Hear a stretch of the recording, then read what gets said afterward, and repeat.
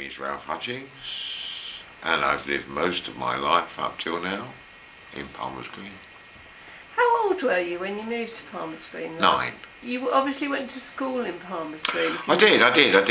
Yeah, I went to Hazelwood Lane for a year, and then we were the first year group in the new building at Winchmore Hill. Gosh, so Winchmore School. Winchmore School, which was an early comprehensive. It was one of the experimental comprehensives. Basically, the comprehensive system went belly up very rapidly. So what happened? Well, we had this fantastically modern school. I mean, it really was cutting edge educational architecture. But then 80 of us were pulled out from the 1,000 children at the school and said, we are classing you as the grammar stream and we're going to put you in them rotten old army huts across the road.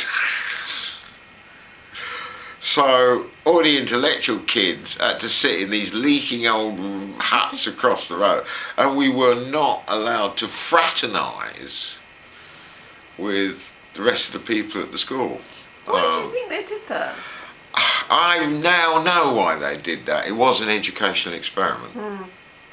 Harold Wilson came to the school, and up to that time I wanted to be a cabinet maker or a limnologist, a freshwater biologist. And Harold Wilson gave this such amazing speech about the white heat of technology. And I'm convinced that he actually pointed at me in the audience saying, you are the scientists of the future. You are the salvation for the future. But I think he's not done well from history, Harold Wilson. I think he was an important man. When did you leave school? I left when I was 16. I'd already gained 2 A-levels at the age of 13, and Oh my goodness.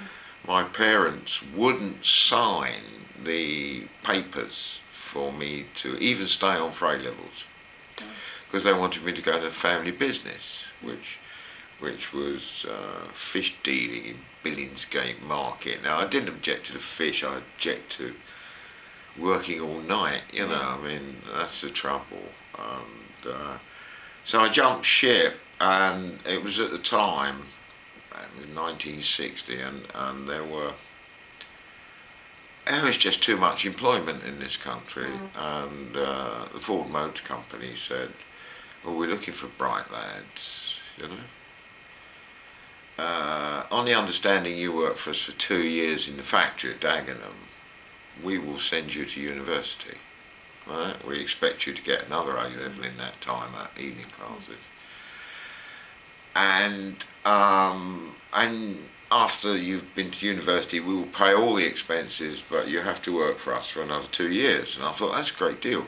But after 9 months on the line at Dagenham, it was hell. And I bailed out. And I went to work at the Royal College of Surgeons. And they said to me, well, we're looking for a bright boy, you know. I think I was a bright boy. We're looking for a bright boy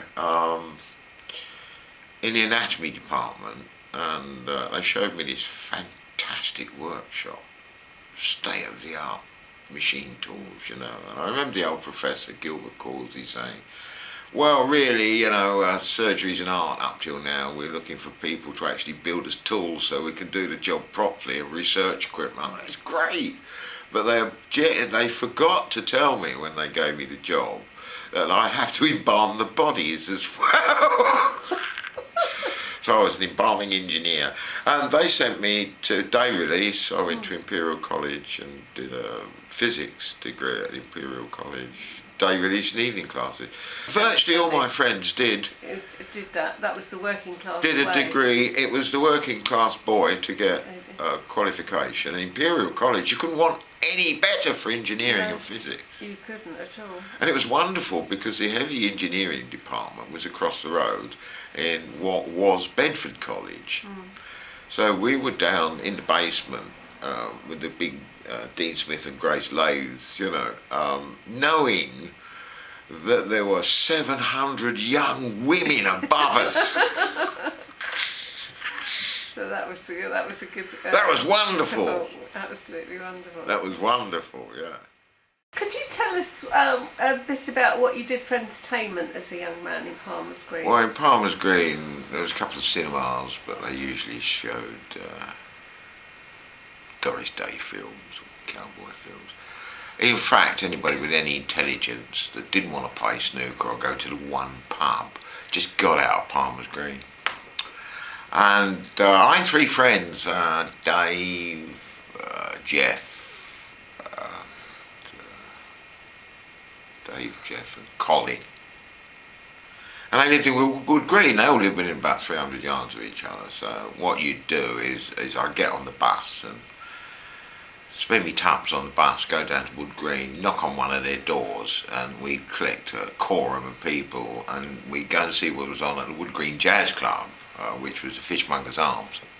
Well, if there wasn't anybody there playing that we fancied, we'd go to, there was this little cinema known as the Flea Pit in Station Road, Wood Green, that seemed to show 24 hours a day, have horror films or art films of the French nature. That tended to be very early in the morning. And we go there, and primarily for the shouting out of Look Behind You. And if Ingrid Pitt was in it, oh, Ingrid, oh dear. Anyway, and the joy was that David's dad, whose name was Holgate, he was the licensee of the Green Man pub in Commerce Road. So after the cinema, we go and get some fish and chips, and then we go back to the pub, which was closing, because in Wood Green the pub's closed at 10:30. In Palmer's Green the Fox closed at 10, so you get a lot of incredibly drunk people driving south in that half an hour. As a pedestrian, you stayed away from crossings and things to get the last half hour Green. And we'd stay there, you know, always had lock-ins, because it was next to the police station, so the police would be in there as well, drinking, you know, they put their radios on the bar. But when you got back to Palmer's Green, it was just like going through the back of the wardrobe back into Narnia, you know. I mean, it was so... I mean, when you went from Wood Green to Palmer's Green, you had to put your watch back to local time. You had to put it back 50 years, right? Because it really was totally, utterly old middle class people.